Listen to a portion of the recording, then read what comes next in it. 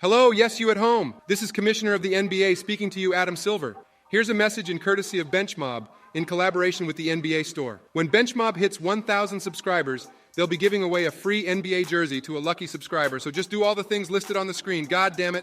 So guys, welcome to the first official filming when Marcus and I are both in the same room as one another. It's been a long time coming. We've had to deal with Skype and, audio syncing, filming off two different phones, off two different mics. It's a pain in the ass. Well, we're here now, so that's all that matters. And what better way to do our first live in-filming session than to talk about Zion Williamson. Crazy, bro. He's insane. I have no words, honestly, for him. He's I don't know what's worse. I don't know if it's her or if it's him. I don't know whose situation's actually worse, her exposing him or him being involved in all that situation. But Zion really out here breaking backs instead of backboards. Yeah, well, exactly. But crazy, man. Load management to a new level. Yeah, so basically if you guys have been living under a rock, you probably would be aware of this anyway, but if you guys were living under a rock, a former porn star, Mariah Mills, who does OnlyFans, was reportedly in a relationship with Zion Williamson. He was going to fly her out to New Orleans to come and live with her. To come and live with him. And basically, she's exposed him because he's now impregnated a stripper from New Orleans, and she is very salty about it, and pretty much is wanting to, have some sort of compensation for it, and she's a bit salty, so she's leaking all his text messages and revealing the finer details about their sexual relationship and all this sort of stuff. So, and as we speak, I actually just spoke to you then, and as I before we got on air just then, I actually just mentioned she had another 3 or 4 tweets in the last hour. This is a live reaction from me. I haven't yet to see it, so I'll start with the one here. So it basically says, your team missed the playoffs because you wanted to fuck me, Zion Williamson. Does letting me fuck you help with your mental instead of playing for your team? You a bitch and all you do is lie. You lie to everyone. April 11 begging to see me. Then she goes on again. She sends an actual screenshot of a wire transfer incoming from Zion Williamson for $20,000 again. Why is he paying? I don't understand. It's clearly cut off. He's cut her off. He's having a kid. You're paying another woman who's a porn star $20,000. You said a month? I don't know if it's a month. It's just. Do you reckon it's money to keep her quiet? But she's obviously not keeping quiet. Why? Or he's just an idiot. What reason would he be paying her? Or he's just an idiot and he wants to keep her around. I don't know, man. Zion comes across as a very strange character in my opinion. And then 37 minutes ago, actually, this is what she tweeted as well. You ate my ass last week, Zion Williamson. What's the point of lying to me about a baby and me having to find out on the internet with the rest of the world? And then 21 minutes ago, it's past 7 weeks now, Zion Williamson. Get a DNA test now. Unless you're lying to me again, be a man and get a lawyer so she can get the DNA test now. She will try to drag it for 9 months to get more money. You have enough money to get the early test. And then, that's pretty much it. But she's been on an absolute rampage. I'd be surprised if she has, she hasn't tweeted at least 200 times in the last day and a half. Yeah, look, she's clearly heartbroken. Obviously, that's a given. She keeps saying I don't know. She uses terms like fat fuck and I didn't like looking at you. Exactly. Lay in bed with you, you sweaty and all this sort of stuff. Clearly, she's heartbroken. She genuinely loves Zion is the question. Did she genuinely love him? Yeah, she did. Or she just or was she just jealous that she didn't secure the bag over? Yeah, I reckon there's that. But she's also pissed off. Morally, she's destroyed. Yeah. Think about it. I don't know, the amount of texts. I feel like she strikes me as one of those girls who just non-stop texting. She's always she'd be checking her phone 24/7. Yeah, when you're available, she's available type thing. 100%. She's just at work, sending photos, obviously doing OnlyFans, things of that nature. Yeah. But so what do you make of this situation for the Pelicans? Where does this leave the Pelicans right now? Obviously, I feel like there's a duty of care from her side of it to not leak text messages and private conversations. To me, that's just as much of an offense or like something as illegal as leaking somebody's nudes, like with revenge porn, all this sort of stuff. I honestly think it's just as bad. So I feel sorry for Zion a little bit. Yeah. But at the same time, I'm like, he's got to make better decisions. He's on the sidelines. He's been out. You really got to make sure that, you know, you're focusing on basketball. Your primary focus is to get your body right, get yourself healthy. You look at Luka Doncic, obviously had cop criticism about his body and his weight, and he's put in a lot of work this offseason. There was a photo that came out of him with looking shredded, looking trim. So, I mean, Zion's got to do the same thing. Obviously, this isn't going to help his mental side now because he's obviously he's put on display to the whole world. And, you know, everyone knows every fine detail about, you know, all the intimate sort of relationships he's had with this lady. But where do you think this leaves the Pelicans? Like, what are their next steps for Zion? And do you think them and Zion have a future? So with the Pelicans, I feel like they've, in a sense, almost kind of moved on from Zion. Like, because we know he's an all-star talent. There's a reason why people labelled him as a generational talent. Like, coming out of high school, one of the best high school players ever. Killed it at Duke, like, overachieved expectations there. But it's like, he played 29 games for you. You've got guys like Dyson Daniels, Trey Murphy's he's killing it in his young career, looking like a future NBA All-Star. Herb Jones is like the same. Two-way monster. B.I. still over there.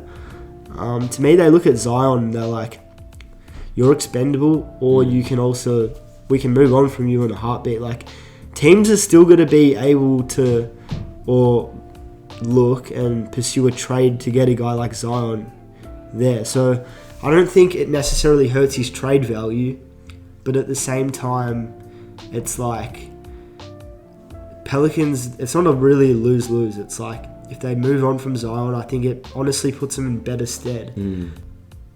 He's been in a relationship with a stripper and a porn star, had a daughter, and he's still like flying them both out of New Orleans. Like, there's clear issues. And just quickly before, I just want to play this clip from Zion's stepdad. You see that video? You know, when I was a child, I walked like a child, talked like a child, did childish things. Believe half of what you see and nothing you hear. I stand by my son 100%. Obviously, the image around Zion has completely just been shattered.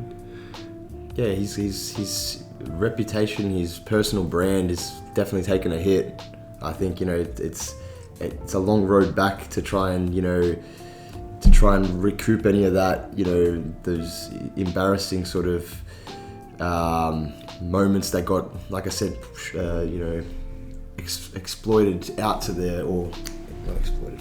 What's the word? Exposed to the mass public. That's what I'm saying. Yeah. Exposed to the mass public. So, I think, you know what, people say like, they got to still show faith because, like, look at Joel Embiid. You know, he had issues with his foot, but I don't think anything was ever in question about Joel Embiid's work ethic. Never. Related to the whole situation with, staying healthy. I think it was more because he's just unlucky. Whereas Zion, he has no reason not to be, fit, healthy, and the best version of himself because he's got all the athletic tools. He's literally got the genetic makeup and the build to, you know, be the best player ever in basketball history. But the thing is, if you don't work hard, you don't look after your body, you let yourself be impacted by off-court distractions, then what's the point in playing 30 games a year and averaging 28 points without needing to shoot a three? If you lose all that athleticism and you have nothing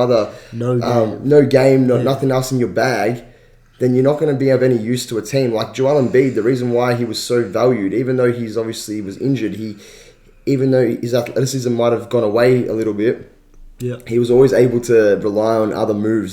His footwork, like very Hakeem Olajuwon-esque. You know, he's got the defensive side of his game. He can shoot the ball. Like, stuff there that Embiid has, Zion does. Zion doesn't. And same thing, vice versa. But I don't know.